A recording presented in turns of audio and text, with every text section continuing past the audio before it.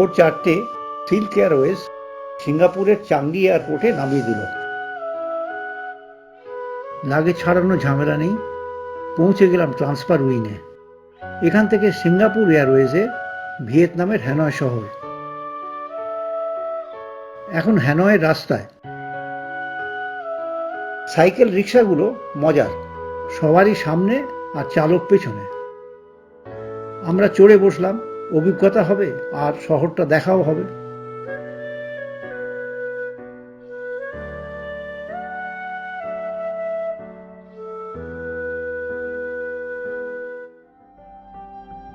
পরের দিন সকাল, বাইদিন প্যাগোডায় যাব, ট্যুরিস্ট বাসের অপেক্ষায়।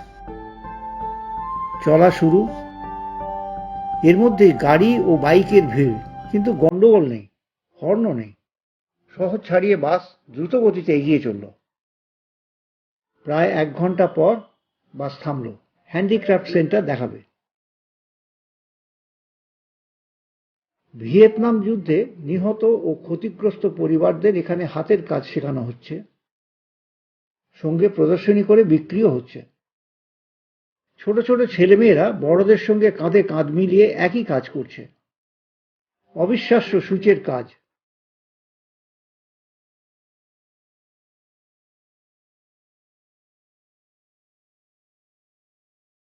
ওখান থেকে বেরিয়ে এগিয়ে চলেছি। বেশ কিছুক্ষণ চলার পর প্যাগোডার বিশাল চত্বরে এসে পৌঁছলাম। এখান থেকে টিকিট কেটে এখানকার ইলেকট্রিক কারে 3 কিলোমিটার যাওয়ার পর প্রবেশ পথ। এটি ইন্টারনাল 3 গেটস।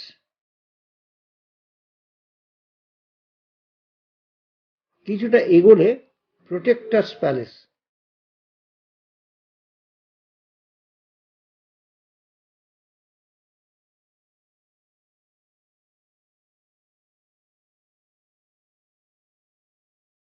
দুধারে 2 প্রোটেক্টার্স অফ ইভিল। এবার এলাম অরহত স্ট্যাচু করিডোরে। বিভিন্ন মূর্তি সাজানো রয়েছে। এদের মধ্যে সামনের জন বিশেষ শ্রদ্ধার পাত্র। জাপানিদের অত্যাচারের প্রতিবাদে প্রথম সোচ্চার হন ও অগ্নিতে আত্মাহুতি দেন। Bell tower. বিশালকায় বেলটি বছরে 2 বার বাজানো হয়।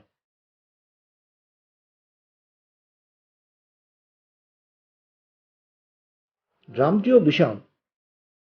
কোয়াম ইয়েন হল।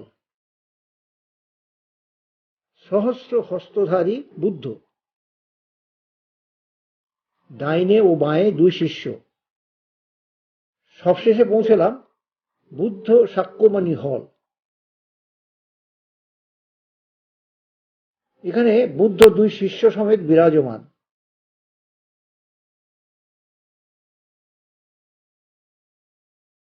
লেকটির নাম ফেয়ারি লেক। এটি এখানকার স্তূপ। প্যাগোডা দেখা শেষ করে এলাম বেন থুয়েনের ট্যান অ্যান লেকে বোটিং করতে। 4 জন করে দল তৈরি হলো। আমাদের বোটে আমরা ও 2টি কোরীয় মেয়ে, যে যার মতো ঘুরে বেড়াচ্ছে।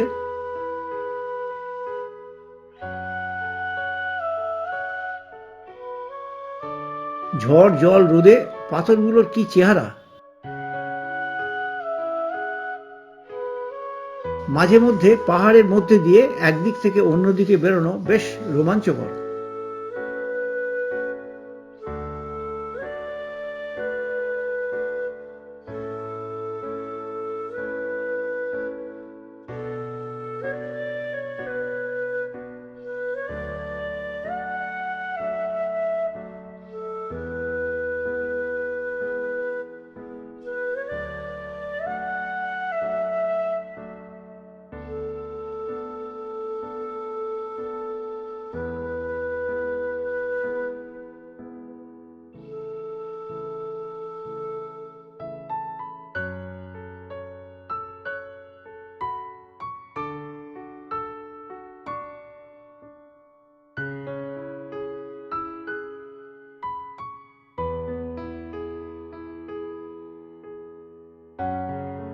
প্রায় 2 ঘন্টা ঘোরার পর একটা দ্বীপে নামলাম।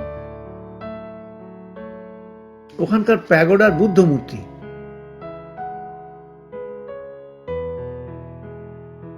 কিছুটা পায়ে চলার পর একটি ছোট আদিবাসী গ্রামে পৌঁছলাম। ওদের থাকার ঘর, ছবি তোলায় ওদের খুব আগ্রহ। হ্যানয়ে ফিরে চললাম পাপেট ওয়াটার ব্যালে দেখতে।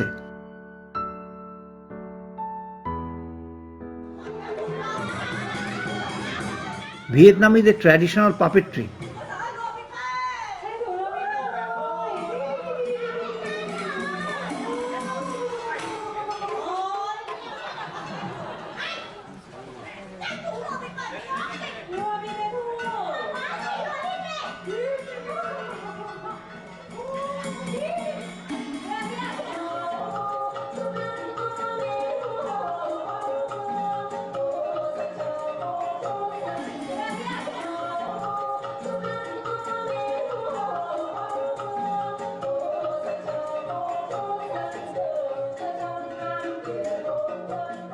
এরাই এই ঠান্ডায় জলে দাঁড়িয়ে পুরো শোটা করলেন। সবাই এখানকার নামকরা শিল্পী। এবার হ্যালং বে, প্রায় 4 ঘন্টার রাস্তা।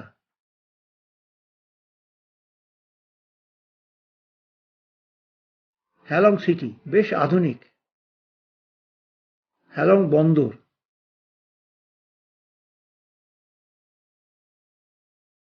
আমরা অপেক্ষায়, পাওয়ার বোট এসে জাহাজে পৌঁছে দেবে। যাত্রা শুরু বে থেকে হ্যালং সিটি।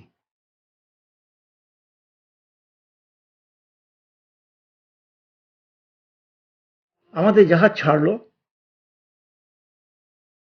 এখান থেকে নির্মীয়মান হ্যানয় স্টেডিয়াম। এগিয়ে চলেছি, দৃশ্যপটও পাল্টাচ্ছে।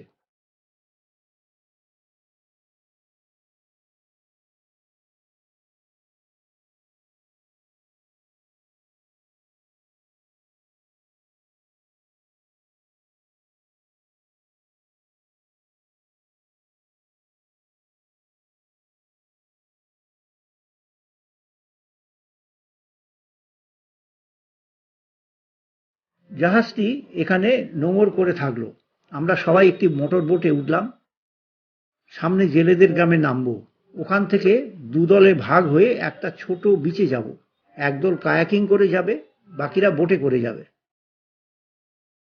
সুযোগ না ছেড়ে কায়াকিং করে চললাম।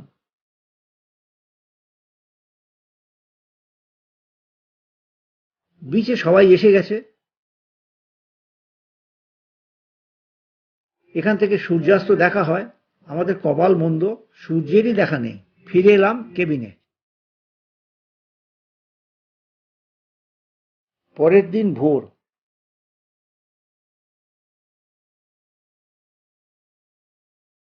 অনেক জাহাজ নোঙর করে আছে।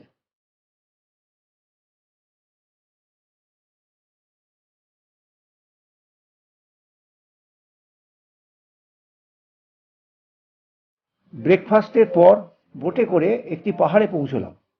ছোট একটা দ্বীপ বলা যায়। গাইড সব বুঝিয়ে দিলেন। ডান দিক দিয়ে এগোলে 94টি সিঁড়ি পাবে। তারপরই বিশাল একটা গুহার প্রবেশপথ। মধ্যে ঢুকলে বিভিন্ন রকমের চোখ জুড়োনো স্ট্যালাকমাইট, স্ট্যালাকটাইট দেখা যাবে।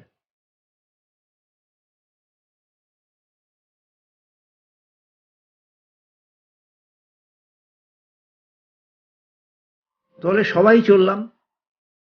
ওপর থেকে দেখা হ্যালং বে।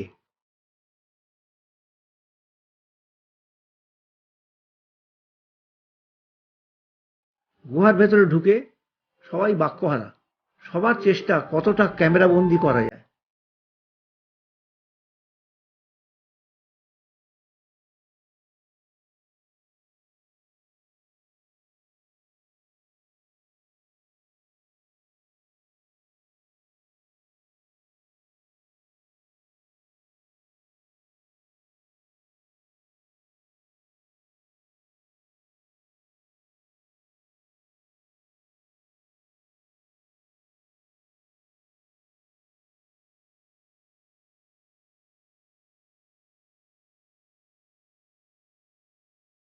গুহার অপর পারে বেরোবার আরো একটা মুখ। ওখান থেকে নেমে ছোট ওই বিচটায় কিছুক্ষণ সময় কাটিয়ে ফিরে চললাম জাহাজে।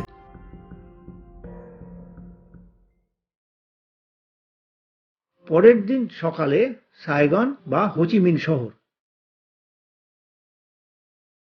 হাতে অনেকটা সময়, ফুলের বাজারে চললাম।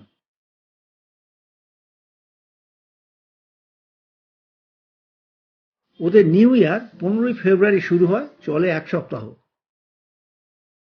সবাই কিছু না কিছু গাছ, বনসাই বা ফুল কেনে, বাড়ি, দোকান, অফিস ইত্যাদি সব সাজায়।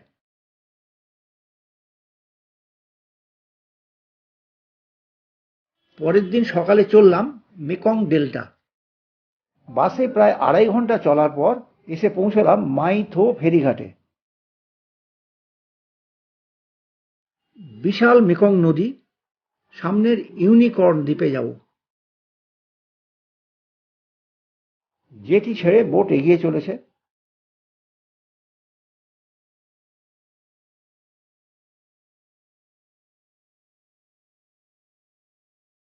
দ্বীপে নেমে গাইড প্রথমে মধু চাষ দেখাচ্ছেন। এক সহযাত্রী ছোট এক পাইথন নিয়ে মজা করছে। এই দ্বীপে অনেক ধরনের ফল হয়। অনেক রঙের জবা ফুলও চোখে পড়ল।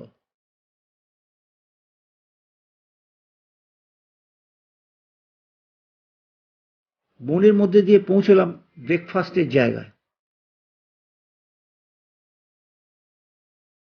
এরপর দ্বীপের মধ্যে কোকোনাট ক্যানেল বোটিং,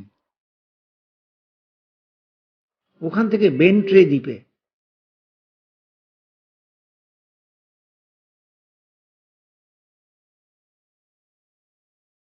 এই দ্বীপটি বেশ বড় ও খুব সুন্দর। কোকোনাট ক্যান্ডি বানাবার কারখানা। এরপর বিভিন্ন ধরনের ওয়াইন, একেবারে অবাক করা সাপ ও কাঁকড়া বিচের ওয়াইন। হাঁটা পথে এখানকার ক্যানেলে পৌঁছলাম। ঠিক হলো কিছু পর্যটক ক্যানেল দিয়ে বোটে করে যাবে আর বাকিরা ঘোড়ার গাড়িতে। ঘোরা শেষে চললাম লাঞ্চের জায়গায়।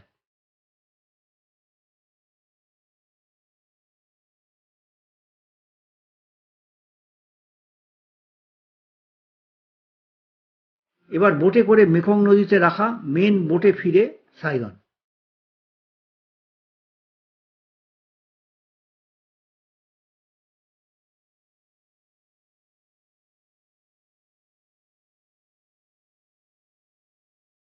এটি এখানকার বিখ্যাত ওয়াকিং স্ট্রিট, গাড়ি চালানো নিষেধ।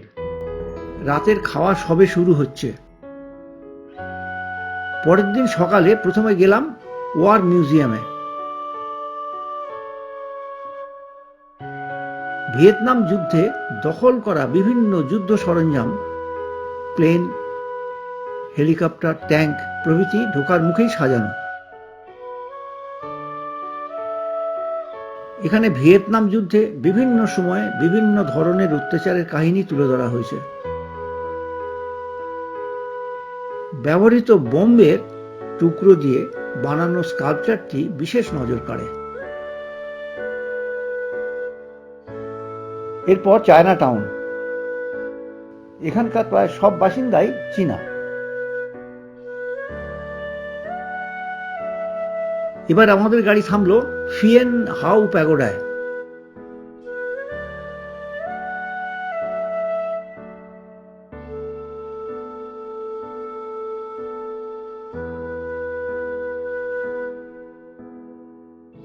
এরপর বিনটে মার্কেট, রেনোভেশন চলছে। এখানকার সব থেকে বড় মার্কেট। ওখানে দেখা বিভিন্ন প্রকার শুকনো চিংড়ি।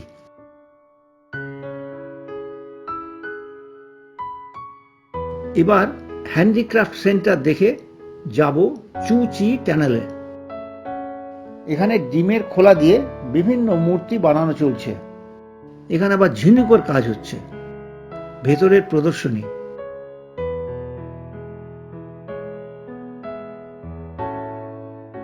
সবুজ ধান ক্ষেতের মধ্যে দিয়ে চলেছি চু চি টানেল দেখতে।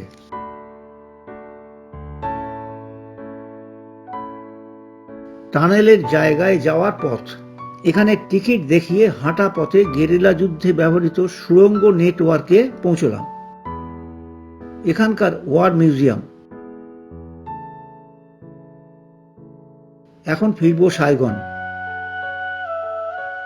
পরের দিন সকাল। নিউ ইয়ার উপলক্ষে আরো অনেক নতুন ধরনের ফুল এসেছে।